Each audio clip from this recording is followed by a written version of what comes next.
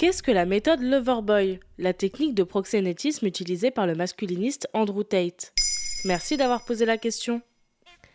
Vous avez sans doute suivi le feuilleton internet qui opposait l'influenceur britanno-états-unien Andrew Tate à l'activiste écologiste suédoise Greta Thunberg. L'un se vantait d'avoir 33 voitures ultra polluantes, l'autre le taclait en retour avec une répartie cinglante. Quelques jours après, l'ancien kickboxer, devenu célèbre après avoir participé à l'émission Big Brother en Angleterre en 2016 et influenceur masculiniste, a été arrêté par les autorités roumaines pour viol et traite d'êtres humains. Il est accusé d'avoir un réseau de proxénétisme en Roumanie et au Royaume-Uni. Plusieurs femmes l'ont aussi accusé de viol et de violence physique. Celui qui s'autoproclame roi de la masculinité toxique a construit son réseau grâce à une technique qu'il a théorisée en ligne, la méthode Loverboy. Loverboy comme dans Amour? Oui, mais l'amour n'est que dans le nom. Ce n'est pas un comportement toxique amoureux, c'est très clairement de la manipulation affective pour pousser à la prostitution et en tirer profit. Les Loverboys sont aussi surnommés les Romeo Pimps, les proxénètes Roméo. L'influenceuse Victoria Deval, spécialiste de la traite d'êtres humains, explique dans une vidéo TikTok consacrée à Andrew Tate. La majorité des cas de traite des êtres humains à des fins sexuelles ne sont pas le fait de quelqu'un qui vous enlève. Il s'agit plutôt de quelqu'un que vous connaissez et qui vous manipule.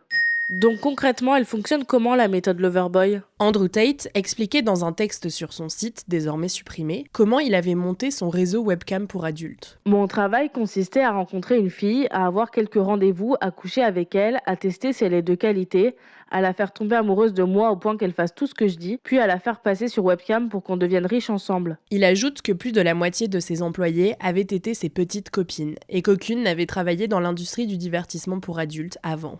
Il s'agit donc de faire tomber amoureux une jeune fille ou un jeune garçon vulnérable en jouant le rôle d'un petit ami attentionné, puis de manipuler la personne. Les Loverboys trouvent généralement leur proie sur Internet et s'en prennent à des personnes vulnérables, bien souvent mineures. Les Loverboys peuvent utiliser une fausse identité, paraître plus jeune par exemple, et demander des images ou des vidéos à caractère sexuel à leurs victimes. Ils les menacent ensuite de dévoiler ce contenu et les poussent à se prostituer. Les victimes sont parfois droguées ou alcoolisées. Plusieurs jeunes filles accusent Andrew Tate d'avoir abusé d'elles, d'avoir été violent physiquement et de les avoir menacées de mort ou insultées. Et cette méthode, elle est courante ? Tristement, oui. Elle est bien connue des proxénètes. Selon Europol, l'agence de police européenne, la méthode Loverboy est largement utilisée pour recruter des victimes confrontées à des difficultés économiques et sociales. Et ça devient de plus en plus courant. Aussi, le contexte de la guerre en Ukraine doit pousser les autorités à la vigilance. Les Loverboys utilisent la libre circulation entre différents pays européens pour déplacer les jeunes personnes et les isoler. Beaucoup de pays disposent de hotlines ou d'organismes qui viennent en aide aux victimes de traite. Si vous êtes victime ou témoin de traite d'êtres humains en France, vous pouvez par exemple contacter l'organisme AC, le dispositif national d'accueil et de protection des victimes de la traite.